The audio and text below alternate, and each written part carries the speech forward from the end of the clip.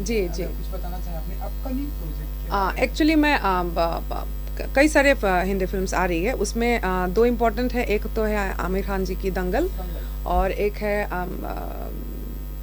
बेगम जान, बेगम। जिसमें हाँ my favourite actress Vidya Balan ji is there. So मैं मेरी खुशी दुगना इसलिए है क्योंकि अनु मलिक जी का कॉल आया मुझे एक्चुअली अचानक एक दिन, और मैं बहुत खुश हुई क्योंकि हम जब आसाम में थे, कॉलेज में थे, उस समय मीन्स ये काली काली आंखें तो हम लोग वो सुन के मतलब रातों को हम लोग वो समय हम लोग कैसे भूल पाएंगे, मतलब वो प्रॉपर स्कूल कॉलेज की एक रवानगी होता है ना। सो और तमाम गीत मतलब पागल कर देने वाले जो कंपोजिशन है अनु मलिक जी के, तो मैं हमेशा उनकी फ़ैन रही। उनका जब कॉल आया तो मैं मतलब ये हो गई। और फिर जब उन्होंने कंपोजिशन सुनाया मुझे कि ये गाना है आपको, तब मैं और खुश इसलिए हुई क्योंकि गंदी बात चला, गंदी बात आर राजकुमार से है, हिट हुआ। गंदी बात was also scale wise tough, मतलब ऐसे क्यों क्यों क्यों करता तो मुंह पे थू, ये जो सुर है ऊपर, वो स्केल वाइज अगर देखे जाए गीत को वो थोड़ा सा कठिन था। ऐसे क्यों क्यों क्यों, इसमें गाना आसान है, ऐसे क्यों क्यों वो थोड़ा सा मुश्किल था, लेकिन फिर भी मेरे लिए इतना मुश्किल नहीं है वो गाना, क्योंकि मैं ऑलरेडी मतलब 15 ईयर्स से ट्रेंड हूँ ऐसे गीतों में। सो मेरा वो कंफर्ट जोन ही है।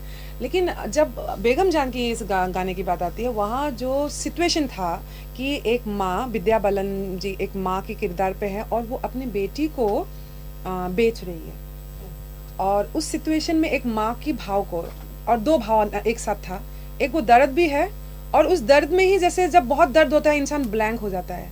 तो ये सब तमाम बातें मुझे एक्सप्रेस करना था, तो थोड़ा सा चैलेंजिंग था। लेकिन मैं खुश इसलिए हूँ कि और एक बार मुझे फोक एक कंपोजिशन मिला, फोक लोक गायन के ऊपर ही है, और अनु मलिक जी ने उस पर भी मतलब निखार के उसको और खूबसूरत बना दिया कंपोज करके। सो आई एम ईगरली वेटिंग बेगम जान की इस सॉन्ग के लिए मैं वेट कर रही हूँ। कुछ दो लाइन आप गुनगुनाना चाहेंगे? मैं नहीं चाहूँगी अभी, मैं चाहती हूँ कि बहुत, आपको पता है बहुत सारे ये होते हैं, मीन्स पाबंदी होती है इसमें, मैं अभी नहीं, कम से कम ऑडियो रिलीज की बात गा सकती हूँ, अभी नहीं गा सकती हूँ। अच्छा, दंगल का भी आप हमें पता है कि गाने नहीं गुनगुना सकती क्योंकि अभी जस्ट पोस्टेड लॉन्च ही हुआ है। वो आपका दंगल का गाना किस तरह का होगा, अगर आप बता सकते?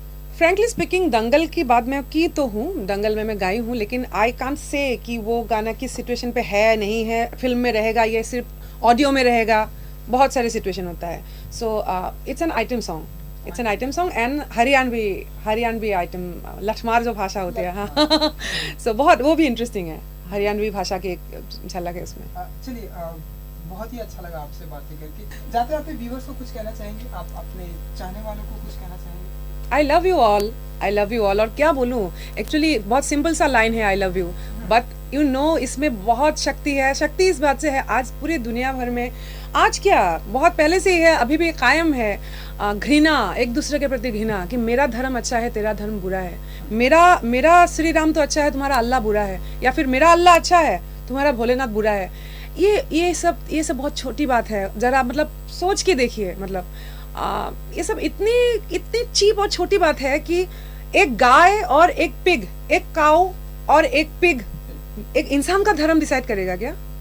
मेरा ये बोलना है, ये सुनने में बहुत ये लगेगा, लेकिन आप सोचिए क्या बोलते हैं, कोई गाय खाते हैं, कोई पिग खाते हैं, हिंदू लोग एक वर्ग पिग खाते हैं और मुस्लिम गाय खाते हैं, तो उसमें आप झगड़ा कर रहे हो, और वो दो जानवर, इंसान जिसमें ये है और ये है, उसका धर्म तय कर रहा है। इससे और हास्यास्पद हम लोग बन गए, इससे और हंसने की बात क्या है?